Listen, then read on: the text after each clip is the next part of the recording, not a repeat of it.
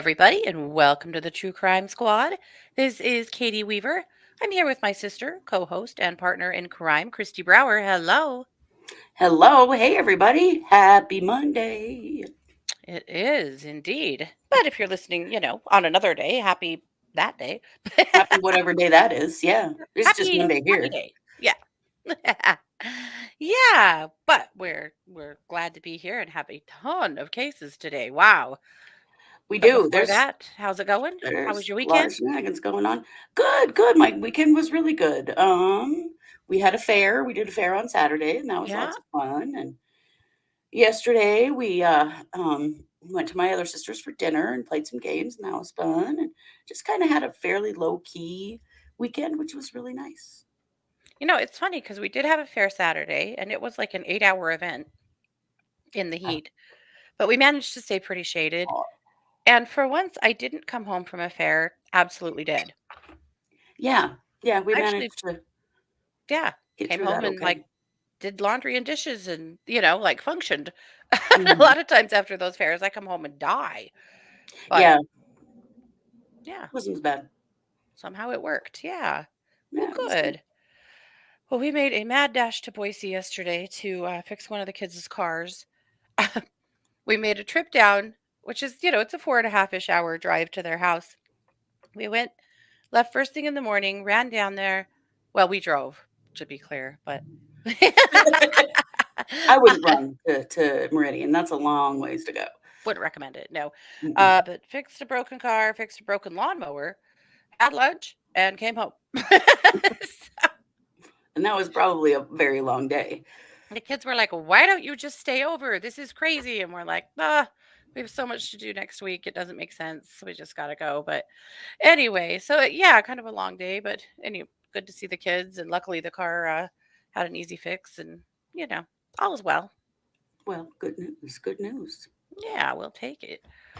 Well, holy shit, there's a lot.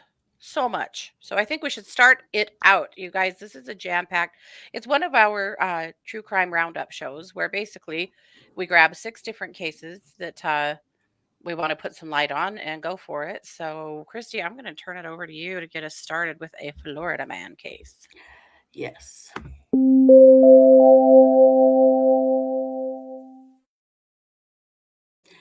Sometimes our Florida man stories are funny and awful. This one's just awful. So last week there was a shooting over jet skis, of all Oh, things. And unfortunately, it ended in the death of a 7-year-old boy.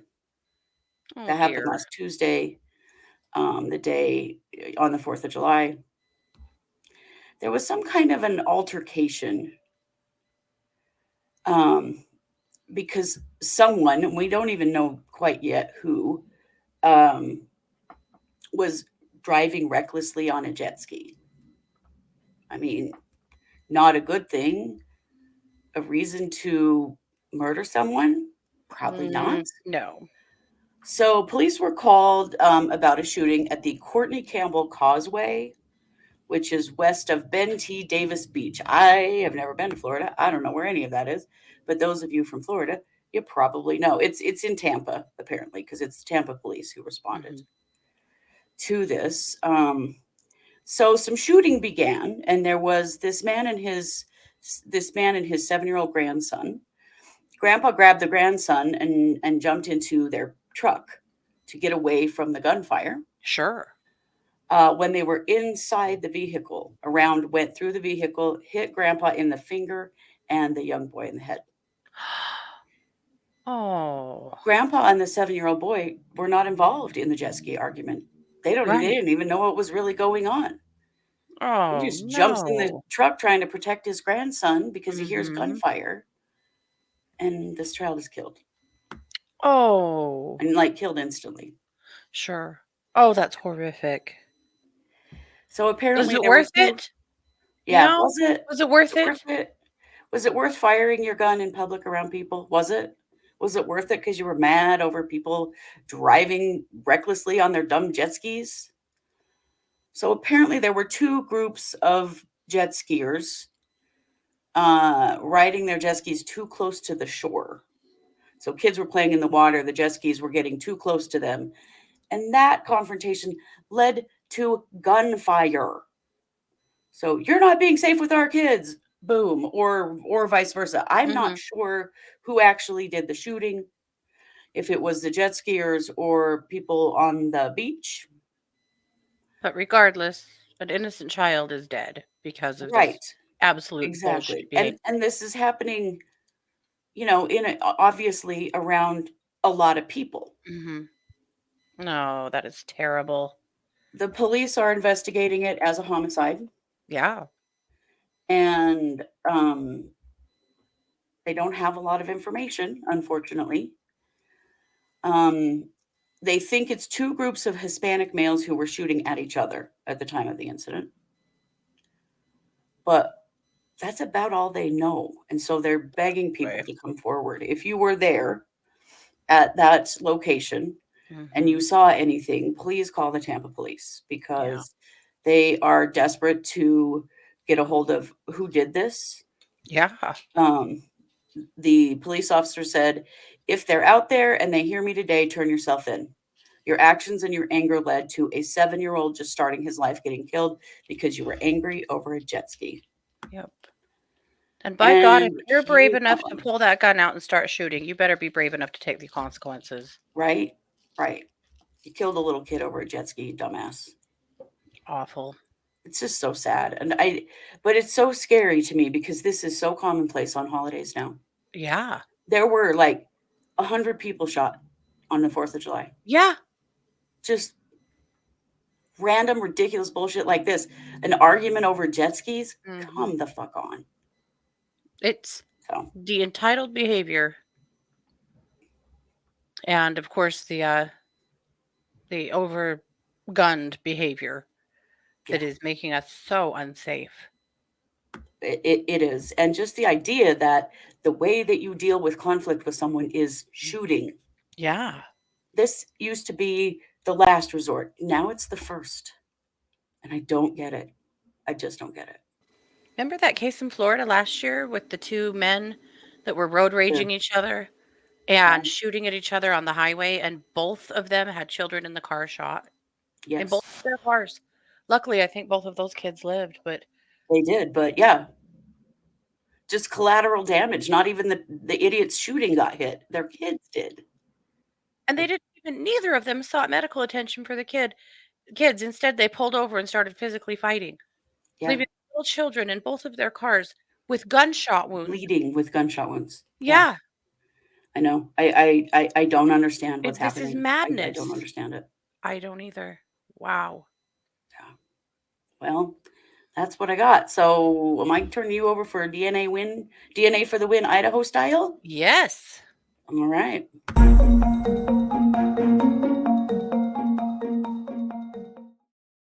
Idaho. Yes. We have a good one. We have a winner. This comes from the Boise police.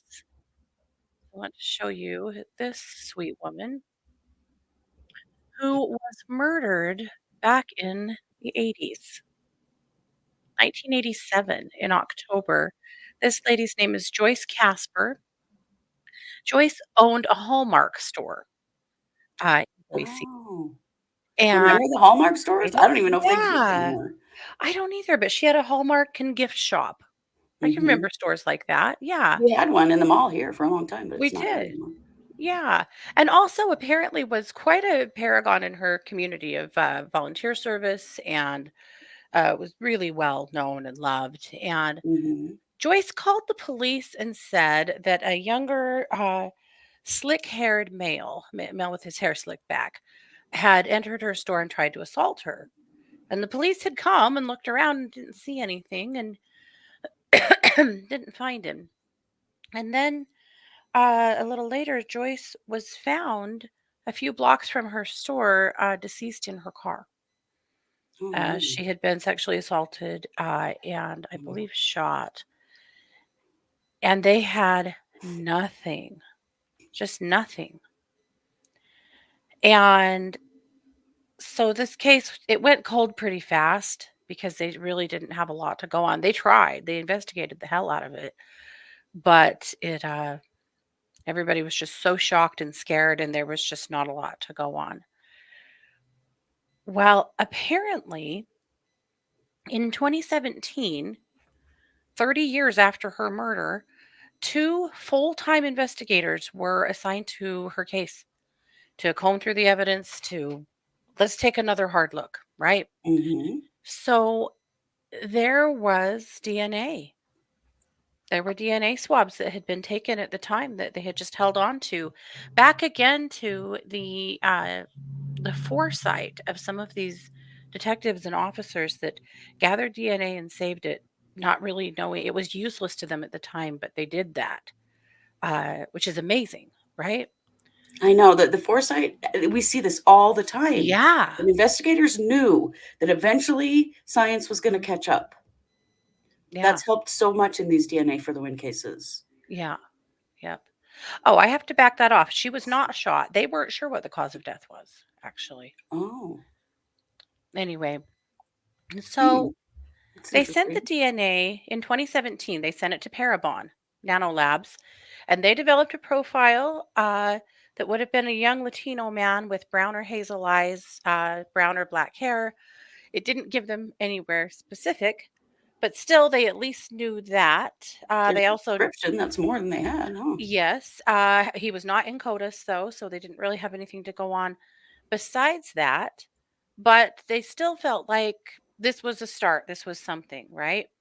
So in 2021, they took that DNA and they sent it back off to a genetic genealogy company and had them create a reverse family tree, like we just keep hearing about, right? From DNA that was in the system.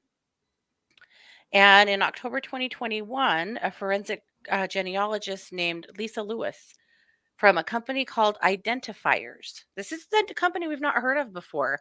I checked them out on Hmm, Facebook. They're doing amazing work. They're cool. just Yeah, they're Paramount we hear about a lot, and I can't remember what uh-huh. was the other one, but there's two Othram. we hear about a lot. Othram, yeah, we hear about Uh-huh. Othram a lot too. But this is another company that is rising, and good on Lisa Lewis because she was able to figure it out. Here's what she said. She said, I work with the family history to see who was living in the right place at the right time and who was in the correct age range to either be the unknown person or the person who may have committed the crime. Well, she narrowed it down to a man that was living in Caldwell at the time, which is just Mm, very near Boise. And mhm. she was able to identify him as Frank Rodriguez.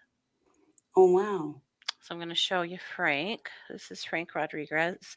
That is, unfortunately, that is the picture from his obituary.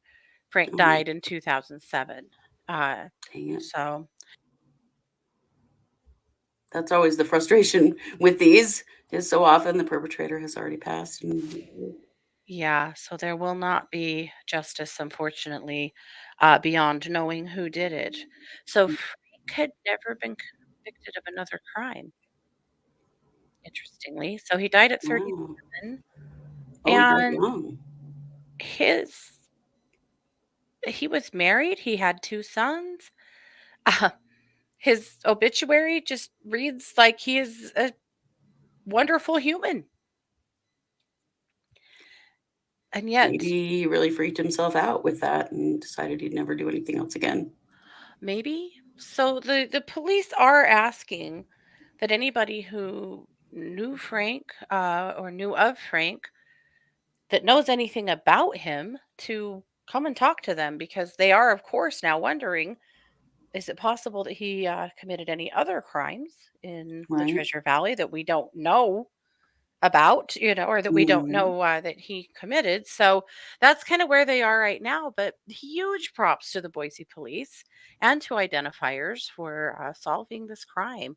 And so, so much love to her family and to Joyce Casper's family because this has been 30 years in the making. Yeah. Yeah, Wow. pretty amazing. Well, at least now her family has a little bit of closure. Yeah. We also know he can't hurt anybody else.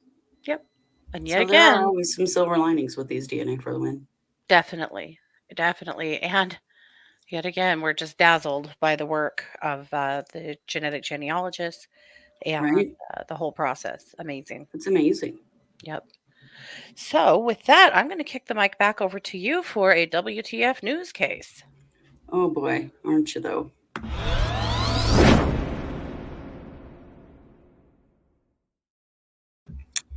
Let's talk about this beautiful girl right here. This is Amber Spradlin.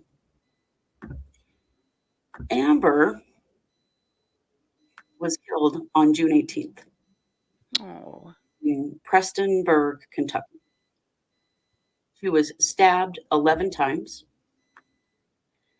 And some real bullshit has gone on in that community that especially with their 911 call center that is really really concerning and making us all wonder what the hell's going on in Prestonburg, Kentucky. So what happened, let's see, she was found dead. Amber was 38. She was found dead in a home on Arkansas Creek on June 18th. The incident that led to her death happened overnight on June 17th. Why was she not found until June 18th? Because a 911 call was made that was picked up by the 911 dispatch center in Prestonburg and was not correctly routed to where it was supposed to go. oh no. What's happened is that Prestonburg has opened its own 911 call center, and it's supposed to be for the town of Prestonburg within the city limits. Now, when you call 911, you don't have any control over where that call goes to. No, of That's course. all supposed to be handled correctly, right? Yeah. Well, the home where she was outside the city limits. It was in the county. So that should have been transferred to the state police call center and someone called out there. But it doesn't appear that it was. And this is literally Oh dear. someone stabbed 11 times, bleeding out, needing someone instantly. And first of all, why didn't Prestonburg just send a damn ambulance right now? Right. They didn't. They Oh supposedly no. referred this call off to the other call center, but we're not sure that that actually even happened. And they did not find her for hours. And by the time they found her, of course, she was dead. Oh God. That's horrific. So was obviously a homicide. Yeah. So now state troopers are investigating it. I mean, here's the thing. She was not at her own house. She Sure. was at someone else's house. Yeah. And it's very likely that they have suspects. They're just not saying anything right now. The scene was very gruesome. They're saying something very interesting. That there was blood everywhere, blood mixed with other blood. Oh, So perpetrator's blood maybe is how I would take that, you know? you'd think so. So maybe she fought back pretty good. Right. Yeah. Oh, that poor So, girl. It is horrifying to wonder how long she suffered. right. Wondering where the hell help was. Yeah, why was help not coming when 911 had been called? And that's what we're supposed to do in this country, Mhm. and that's supposed to work. Yeah, that's a Um, really scary hole in the system. Yikes. it is really scary. And Honestly, why the would poor you officers that weren't given the orders to get there. Like, right, can you imagine how terrible you would feel knowing that this happened on your watch and you and didn't that she know? just laid there bleeding out with Yeah. no one helping her. Yeah. Yeah. Oh, So, um here's one of the problems. There are many problems here. But one of them is that the Prestonburg mayor, Les Stapleton, has doubled down in the worst way I can possibly imagine. Listen to this. This is the statement he put out. The City of Prestonburg Police is a stellar organization supported by a stellar 911 center.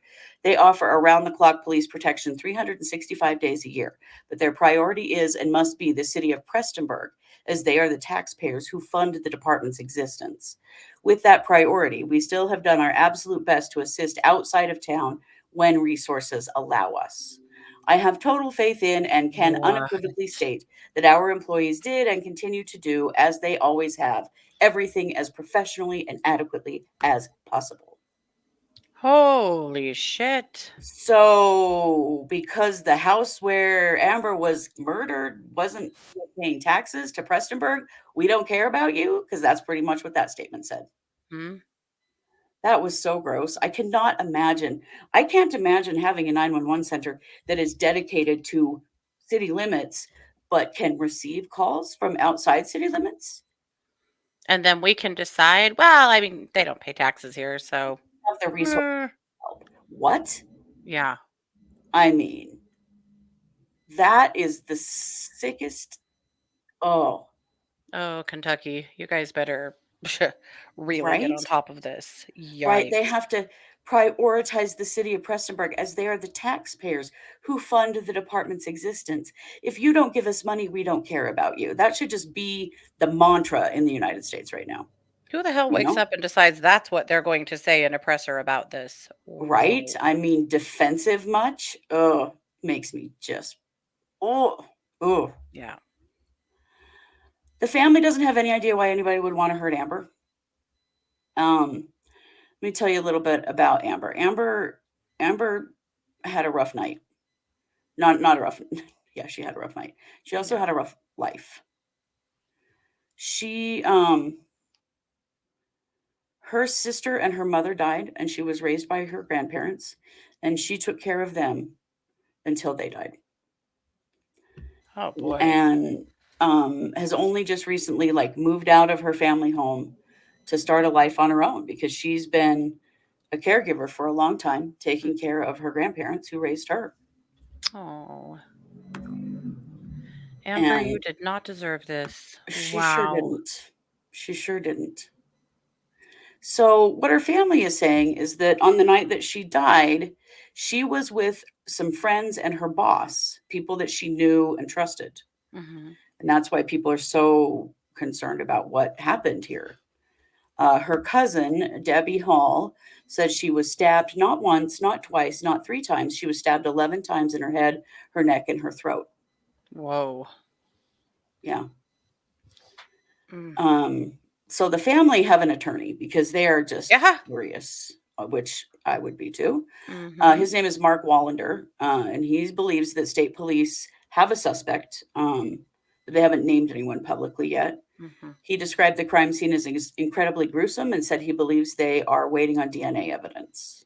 Ah. And there's, the statement about there being blood everywhere and blood mixed Hmm. with blood. So it sounds like they have DNA. But she was just a lovely, loving person, and they have no idea. And that she was with people that she knew and trusted and was friends with, and had no suspicion on her own that she was at risk. Sure. Oh, please let So Amber get justice. our hearts go out to Amber and her family, and we're going to keep Yeah. following this case Yeah. because this is a very important study in why little municipalities should not have their own 911 centers because of this. You're literally prioritizing taxpayers over people who are dying Yeah. in need of emergency services. Yeah. This No, cannot stand. No. this 911 should never be about money ever. It Ever. should I always be cannot number one about imagine helping the person that. on the other end of the line. Yeah. I cannot imagine that happening here. Knowing people having friends that are dispatchers, the thought that they get a call that's for a different county or a different area, that they don't immediately jump into action and make sure that that call gets to where it needs to be and that those people get help. I know they would. This Well, and this stay on the phone until they know somebody's being dispatched immediately. yeah, You this know, kind I of cold, callous, unfeeling what? yeah, I I can't know the even way the fathom. mayor stated it. Yeah, He's that's an idiot. obviously the oh, yeah. The city's going to get sued Oh, serious yeah. for this He as knows well. it. They Yep. But it just makes me sick. You're prioritizing tax money over a woman dying of 11 stab wounds, a woman that's been murdered. Like, come on. Right. So there's a lot not known because investigators are keeping pretty tight-lipped. But obviously, she was at someone else's house. She wasn't even at her own house. So, Yeah. there's stuff they know that they're just not Yeah. saying yet. We're going to keep an eye on it. And when Hmm. more information comes out about uh, if they have a suspect or whatever's happening in Amber's case, we will share that. For sure. Yeah. So, Katie, are we also about to hear some WTF news from you? Indeed, you are. Okay.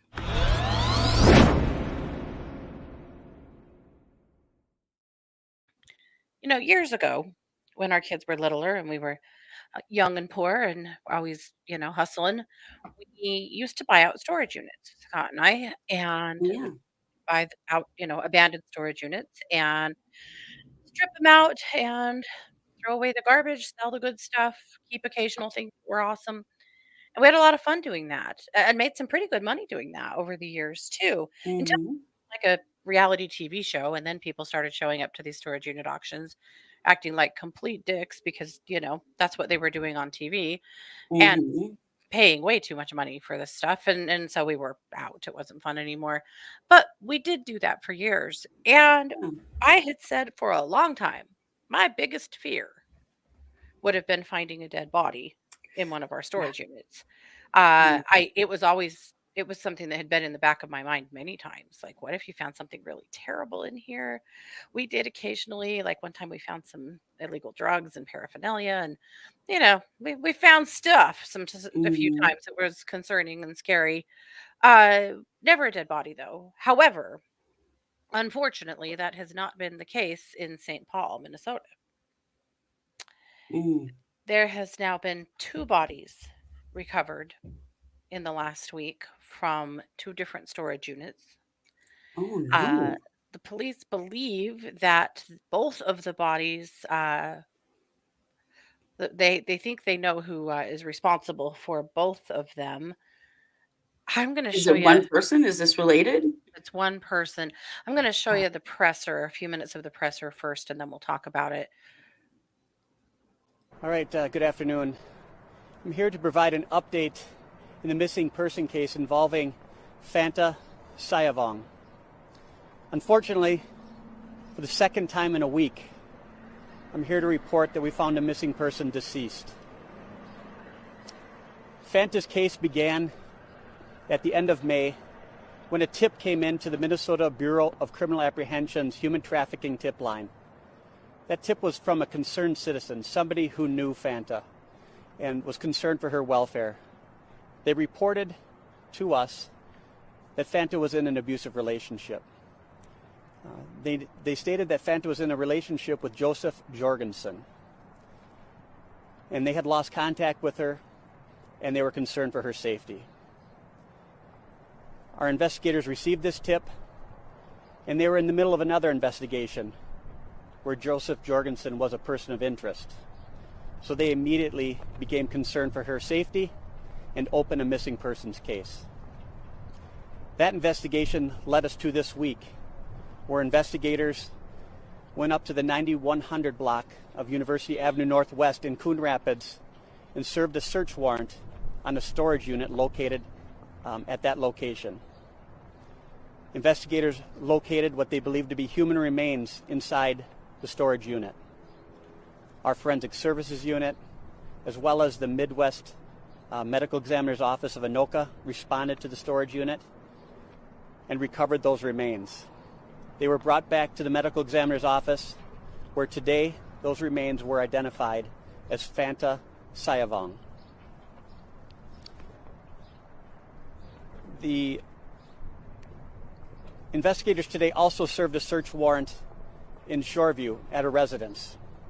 That search warrant was conducted by St. Paul investigators who were serving the warrant at a home that was previously owned by Joseph Jorgenson.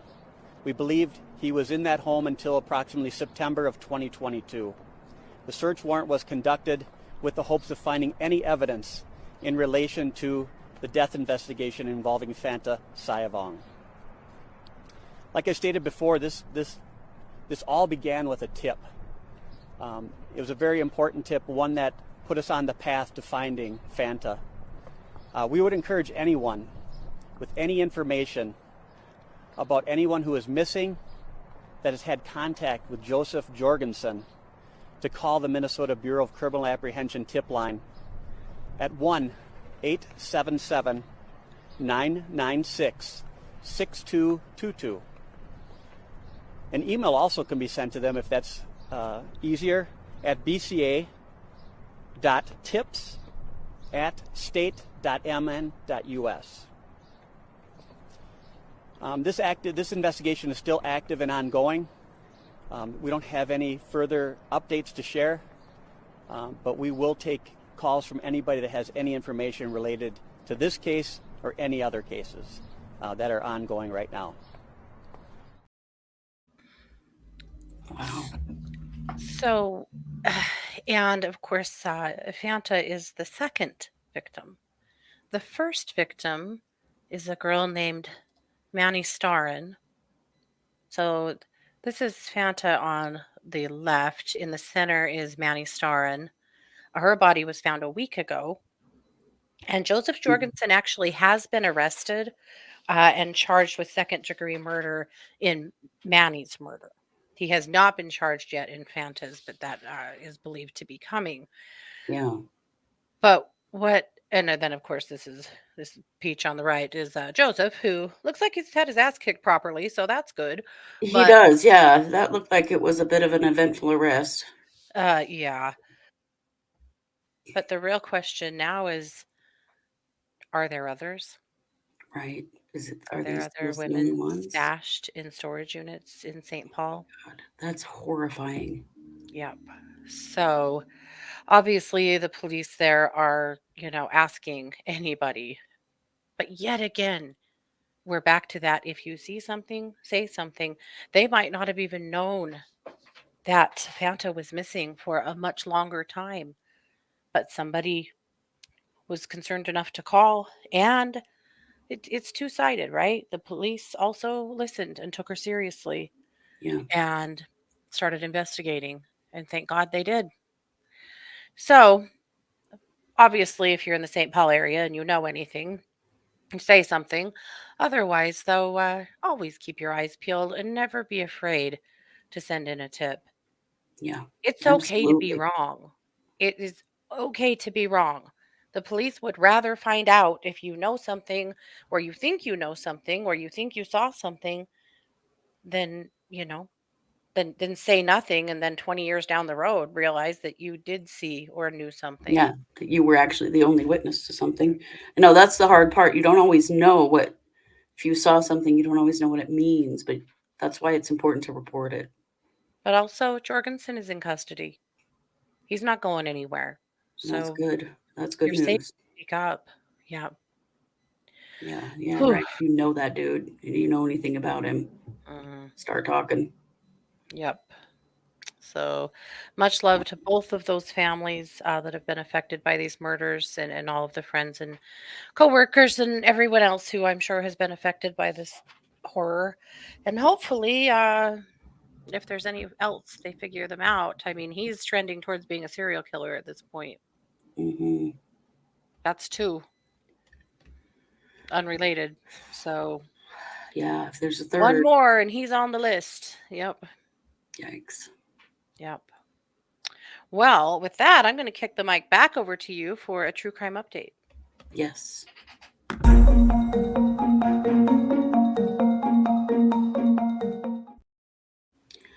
Well, in a little bit of good news, this bag of rancid mayonnaise right here Ugh. is the gunman in the El Paso Walmart shooting that happened in 2019 in Texas. Oh, okay. And he has been sentenced for federal hate crimes. Now, we Wow. know that this fool is a self-described white nationalist. We also know that he is a domestic terrorist. And he's also not going anywhere any time soon.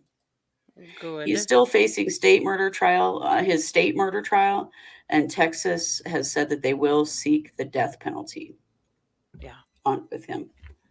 So he was sentenced to 90 consecutive life terms for his conviction on federal hate crimes. Wow. Yeah. So this is Luis Juarez Jr. Let's see. No, I'm sorry. Patrick Crusius. Good God, I knew that was wrong as soon as I said it. The state court.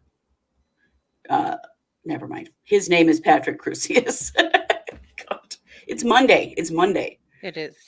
There was 2 days of victim impact statements last week, and talking about the impact on their lives. Talked about the unbelievable damage to their loved ones who were killed. He shot 23 people fatally and left 22 injured. Wow. So he's obviously never going anywhere. No. He has 90 life sentences in federal prison. Yeah. And will be charged in the state as well. And they are pursuing the death penalty. So we will see what happens there. And surely they'll get it. No, I think it's a no-brainer. Yeah. I mean, for one, this is Texas, but for two, Right. Well, if they prove the federal case, they're going to prove the state's case. His defense attorney, Joe Spencer, said he was suffering from severe mental illness when he committed the crimes, although he did not use a mental health defense. He talks about he does have a diagnosis of schizoaffective disorder, but he also, had a hateful screed on Facebook prior to this, prior to the shooting. Yeah, so it's really good news. This is a person that we never ever want back on the street ever again. No. And that they were able to charge it as a hate crime. Super important. He targeted that particular store in El Paso because the majority of people there are Hispanic. So this was a hate crime against Hispanics. And bye, jackass. Yep. Have a terrible life. Yep. Have the life you deserve. Okay. And with that, I will pass the mic back to you for some more crime update. Yes.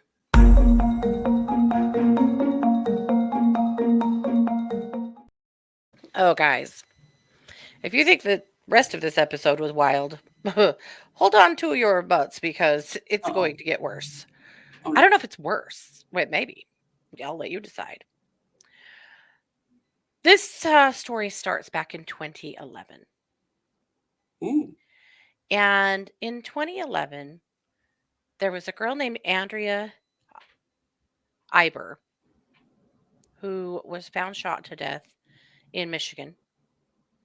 20 years old. She was house sitting for her aunt and uncle and disappeared. And kind of disappeared. Vanished. Wasn't answering aunt and uncle's door. Her car wasn't there. Everybody was confused about where she was. Eventually, the police broke down the door and went in the house, and her aunt discovered her in the basement, zip tied to chairs, and had been assaulted and shot in the head. Oh my God. Almost immediately, her boyfriend was arrested.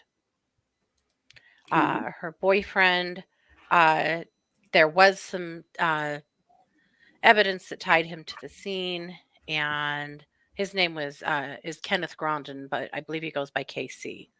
So KC was also 19. He was arrested and charged with murder, and he was convicted in 2015.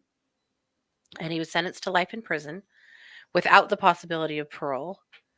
But in 2018, he was granted an appeal based on faulty language used in the jury form.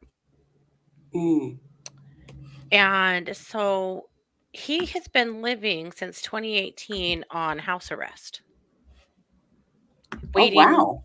hmm waiting A long time. for, yeah, waiting for a new trial since 2018.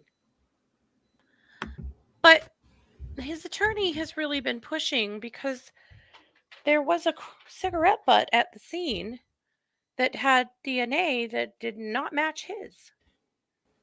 Uh-oh. They immediately went straight to him. It was one of those deals, I'm afraid, where this was the path of least resistance. Mm-hmm. And so it the evidence they have for him being at this, there is evidence that he was at the scene, but there's not a lot. But again, he is the only person they really investigated very hard. Hmm. So last year, the cigarette butt was sent out to a private lab in Texas that does genetic genealogy. Mm-hmm. And in January, they were able to link that DNA to a man that's living in Utah. Oh. Yeah, not Casey. Oh my God. They So, held him all this time and he's innocent? well, we'll find out. So this guy's name is Chadwick Mobley. So he was listed as living in Brigham City, Utah, and but that he did live in Auburn Hills in that area in Michigan in 2011, about 40 miles away. So the Michigan authorities got with the Utah authorities. They started surveying Mobley and eventually did get a warrant for his DNA and a search warrant. And the search warrant uh, uncovered a gun that they believe is the murder weapon Oh my God. that he had in his possession. Crazy Yeah, that he still had it. right. And so they took quite a few swabs and sent those off. And the swabs verified that, yes, indeed, Mobley does match the cigarette butt that was found at the scene. Okay, Oh my God. so they come back to arrest Mobley, and he is gone. Hmm. So they had an idea that he had gone to Montana. So they had put out some statements on Facebook in the area of Montana in Lincoln County where they thought that he may have been. Mm-hmm. And somebody saw that and saw him. And they called the police and they were able to apprehend him. So he was Wow. arrested in Montana. So this is him. This is Chadwick. This is also Chadwick from his Twitter.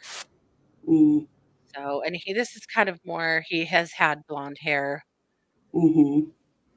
and some piercings in his ears and his face, but once in custody, this is what he looked like. Okay, so good. So he has a hearing where he waives his right to fight extradition. So okay, great.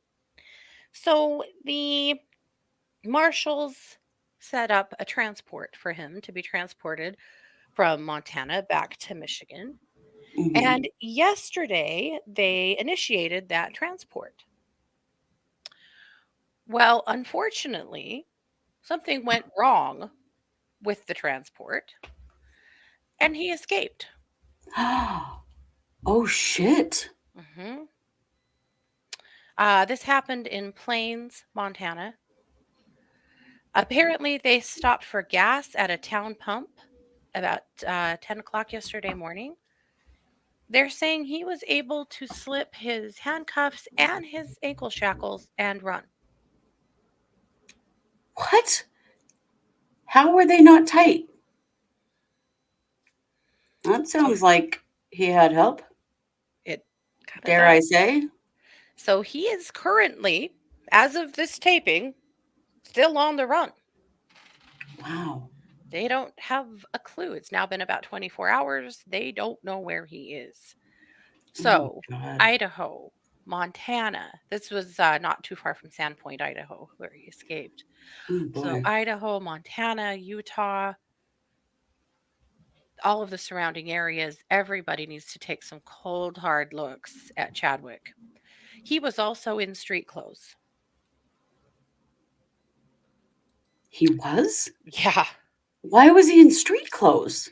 I don't know. When they transported Lori Vallow, she was in street clothes. So Yeah, I guess, but maybe that's why.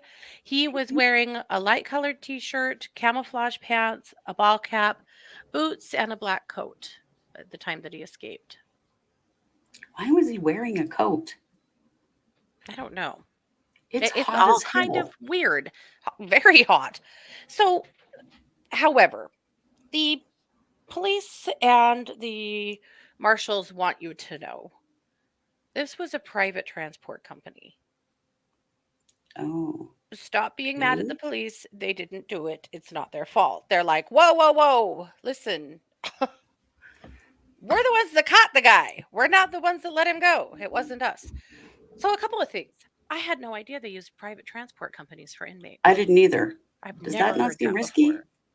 Well, apparently, considering what we're facing right now. Now, a few things about Chadwick. He's 42. He, according to his Twitter, is a Navy veteran. He was driving in Utah a beautiful truck that had a license plate on it that had a Navy acronym on it. Mm. It looks like he was doing fine. Though they said that they thought maybe Well, he was probably thinking somebody else is in jail for his crime awaiting trial. right. There Mm. was some talk that after he had been swabbed and ran that he was living in that truck, and he may have been. But now he's just on the lam, and they don't know where he's at. So, again, keep your eyes peeled. If you see something, say something. It's okay to be Definitely. wrong. But if you Yes. see somebody that looks anything like this dude or Mm. this dude, since that seems to be a more like, look at the black coat, Mm-hmm. like him. So interesting from Twitter, I would say he is not super stable. Uh, he hates the government, like hates the government, most especially Donald Trump, but he's really an equal opportunity hater. He hates most government. But he loves Elon Musk. Like he thinks Elon Musk basically is here to save the world. He's Oh, said that in gross. quite a few of his tweets. I spent quite a bit of time on his Twitter last night. And that's basically his thought process. But many times in tweets that he sent, he said, I watched my friends die in Iraq. For you MRFers, basically, calling out various government entities. But I would say this is somebody who A is quite well trained Mm-hmm. and probably is going to do a pretty good job of staying low key, like he had up until the point that he was arrested or Mm-hmm. that he was sought out. Uh, he's probably going to do okay if he gets into the woods and Yeah. and is he trying to get to Canada and maybe get into another country? Maybe, He who wasn't very far from knows? Canada, unfortunately. Right? No, he's not. So who knows? But keep your eyes peeled. So back to KC, back to the boyfriend. The family seems to think that maybe they were both involved. They're not letting Casey off the hook at all. They think that he was still involved. Casey's attorney, of course, is saying absolutely he wasn't, and now we have proof, and this is what we need to, what they needed to exonerate him. So we'll see what happens. We don't know yet what's going to happen, if that's going to exonerate him or if he isn't. Well, yeah, I mean, what's the connection between these two men if they were involved in this together? Yeah, we don't know. Her family is saying they have absolutely no idea who this person is. They've never seen him before. They don't know him at all. Though it does sound like there were some drugs on board. Not saying that with her there was. I don't know that, but it sounds like with the other men there may have been, or with the men there may have been some drugs on board. So there's a lot we don't Mm-hmm. know yet. But her poor family. Can you imagine the roller coaster of, first of all, the murder, Mm-hmm. and then the boyfriend being arrested, going through Way too long. I mean, this was in 2011. He didn't even go to trial until 2015. Then in Wow. 2018 is granted a new trial, has been sitting on house arrest now since 2018 until now, waiting for the prosecutor to refile. Wow. And now to find out that there is someone else that may have been the perp or at least involved, that and his charges are first degree murder. Wow. Uh, That what a roller coaster for them. That's Right. terrible. then for And him to also for this be kid that's sitting in jail. What if he did not do this? right. Well, and then but for this guy, for them to be like, okay, yes, we know of this person. They found him. Oh God, now he's on the run. Oh no, they arrested him. It's great. And now he's on the run again. Holy shit. I am so sorry for her family that they are going through this. Yeah. I mean, this is a nightmare that never ends for them. Yeah, it is. That's terrible. It Well, really is. hopefully law enforcement can catch this guy quickly. That is Absolutely. really scary. Absolutely. So, again, for Andrea's family, all of the love to you guys. I can't even imagine the level of frustration you must be feeling right now, and grief, of course. To Casey and his family, I hope that justice is served, whether he is involved and needs to stay right where he's at or he's not. Hopefully, justice Right. is served. And obviously, Chadwick, I hope they find you soon, bro. You need to Yeah. stand accountable for what's happened here. Sure damn Wow. do. And also, I think we need a little more information about how in the world he managed to get free from that. Right. There are way too many things there that really concern me. Yeah. Yeah. For sure. So, there you have it. Wow. That is our Monday episode. So we'll be back tomorrow with a brand new episode. We'll be back Wednesday with case updates. Also, it's July.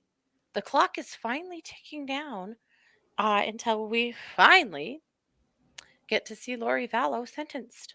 It's coming Yes, this it is month. coming. So we No, I are can't believe that we're this close. It felt like it was going to take forever, but it really hasn't. no, we are anxiously awaiting D-Day. So Definitely. yeah. All righty. Well, you guys, this has been a long enough episode, so we're going to go. But have a wonderful day. Please take good care of yourselves. You know you deserve it. As always, if you see something, say something. This has been yet another production of the True Crime Squad. Take care. Bye, everybody.